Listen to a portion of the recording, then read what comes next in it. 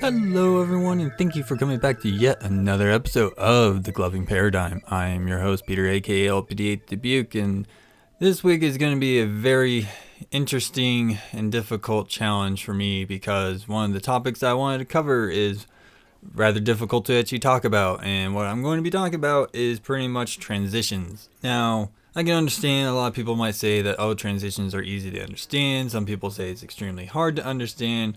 The thing about transitions in its nature is very ambiguous when it comes to its pretty much its entire concept of itself. So basically, to give you an idea of what we mean transitions in gloving is basically just a method in which progresses the show in various different ways. Now, this is why I feel like it's such a difficult topic to talk about, because there's just so many different ways that you can do transitions in gloving.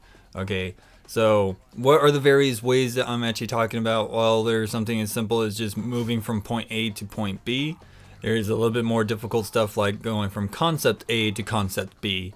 And one that I don't see very often, but I have seen in the past, is going from one style to another. Okay, now I know some people might say that it's just kind of ridiculous to go from one style to another in your show, but I've seen it happen. It's not impossible. It's just extremely difficult, and some people never really got it down. I probably can only think of like one person I actually saw who did it that actually made a lot of sense, and it was actually very, very, very well thought out and very clean in its execution. So, with that being said, those are the ways to go about transitioning in your shows, is that you can either go from point A to point B, or concept A to concept B, or style A to style B. Those are the pretty much the three main ones that I usually try to see people do. I will certainly say that the style A to style B I don't really see a lot of people doing, because that's just a massive undertaking that some people did and weren't very successful, but they're, trial and error. Like I always said, trial and error. You always can try to make it work. So, with that being said, here's the conundrum that comes with transitions. So, with transitions, you can pretty much do anything to get that transition from whatever to whatever. Whether it be moving in location, or moving between concepts, or moving between styles. There's almost a limitless possibilities that you guys can have to do transitions. And one of the major things I always like to tell people is that there isn't one way method in order to transition.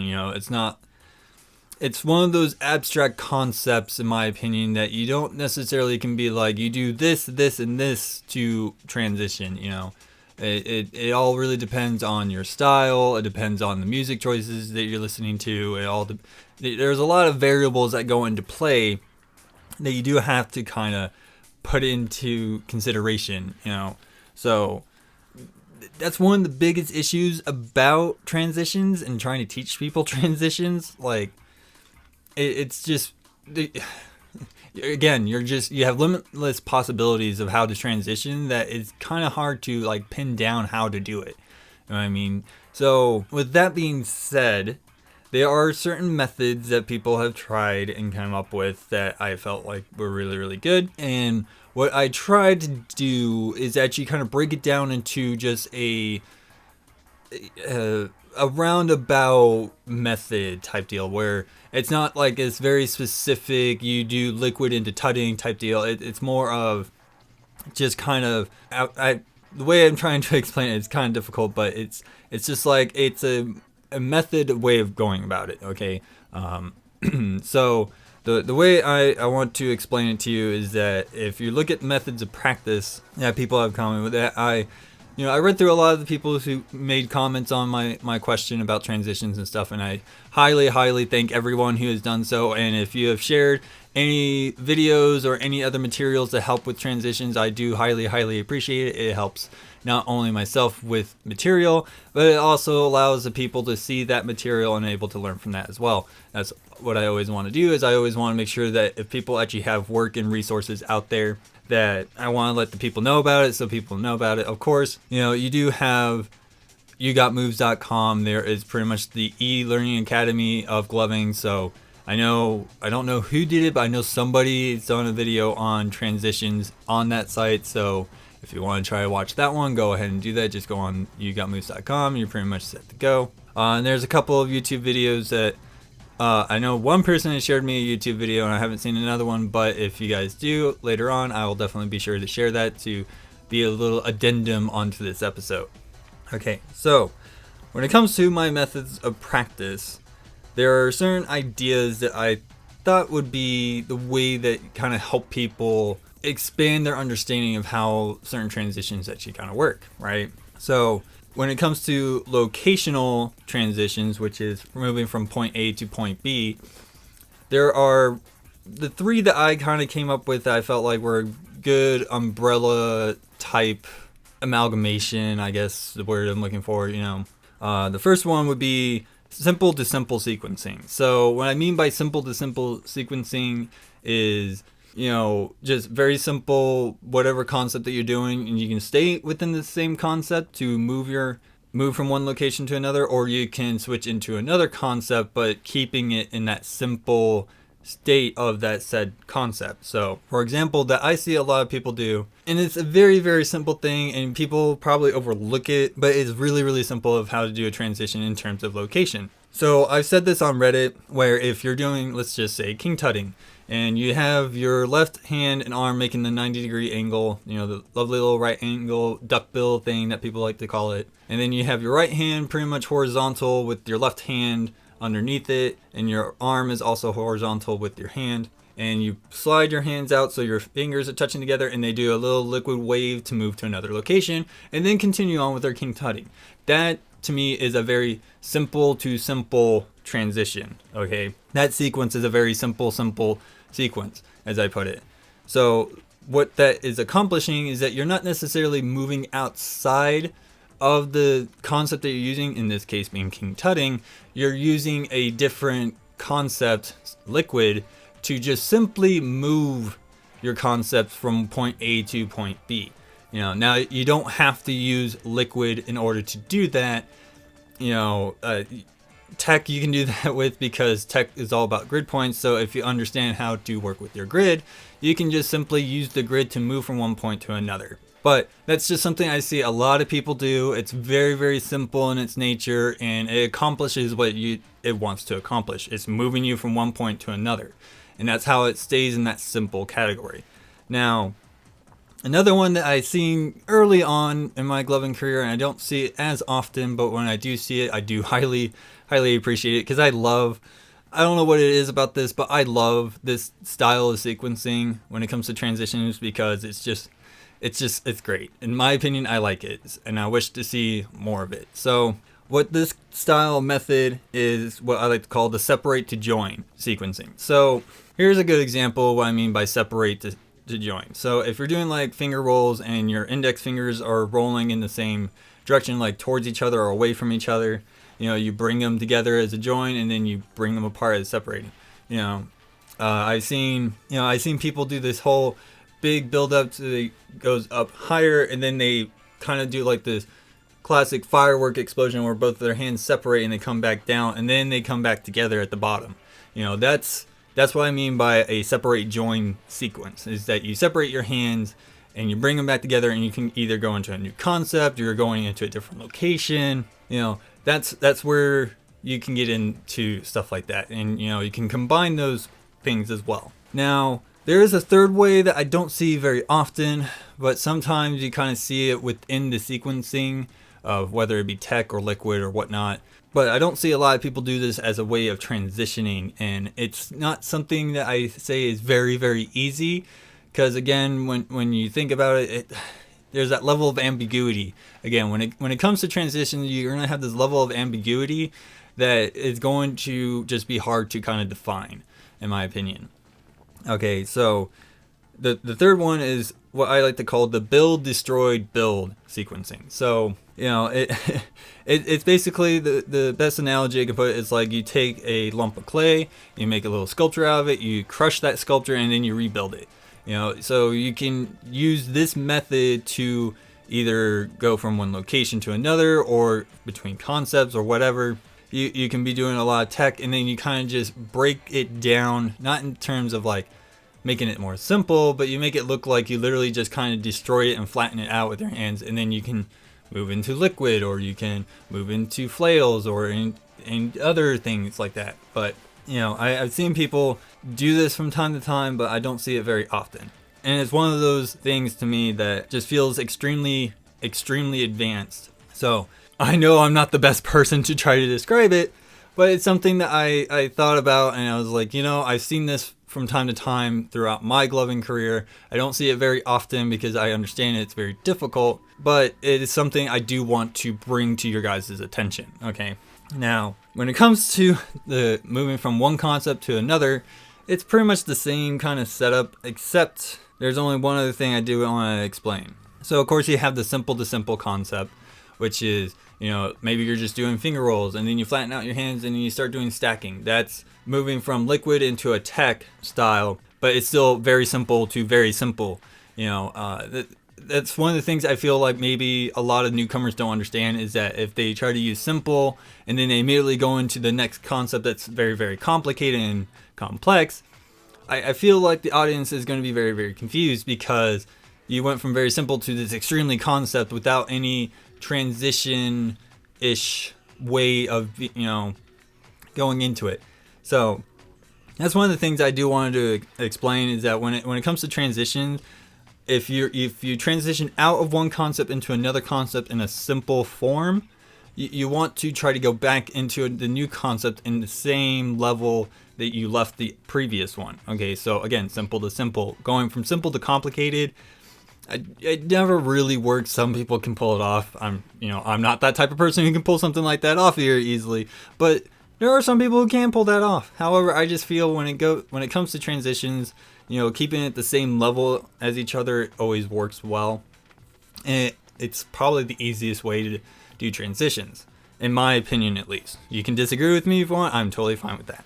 And of course, you do have the build, destroy, build type deal where, you can be doing intense liquid, and then you just kind of break it down into just your hands kind of floating there, and then you can just move off into tech if you want to, or move off into digiting if you need to.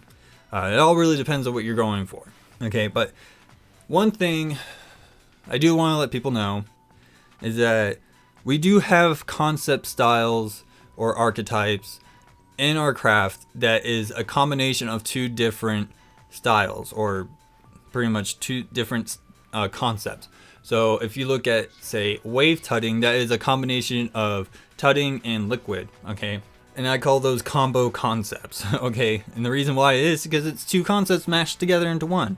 You got flail tuts, that's a combo concept right there, So what this helps to do is that you're showing that you're moving into another concept, but still staying within the first concept, and then you're able to actually just introduce more of the new concept in while you're still doing the old concept, and kind of phase between the two.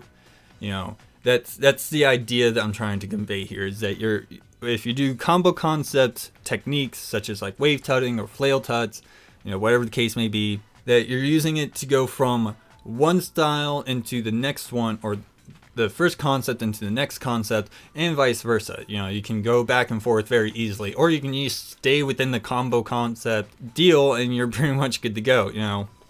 It all really depends on how you are in your show and what you're really working with. Okay, so and of course you do have the build, destroy, build, which everyone has seen probably from time to time. Especially it's really easy to do the build, destroy, build from tech, just because you're literally kind of just like you make these interesting, intricate shapes, and you just kind of break them down into a simple shape, and then move on from there. And then you can rebuild it back up if you wanted to. Now, again, that's the whole level of ambiguity when it comes to transitions that are just very, very difficult. And it's just one of those things that you just got to work over time, and it's not something that I feel like a lot of people are going to learn very, very quickly within maybe like their first year.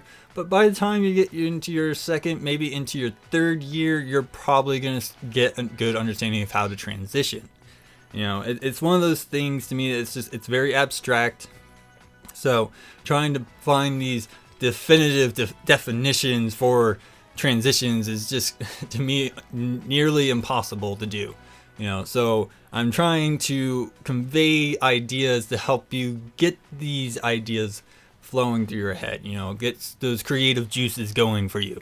Okay, so the last part of a method of practice that I will keep saying until the end of the earth, but deconstructionalism is your friend. Okay, deconstructionalism is always going to be a good thing for you to use because you're literally breaking down things into their bare parts.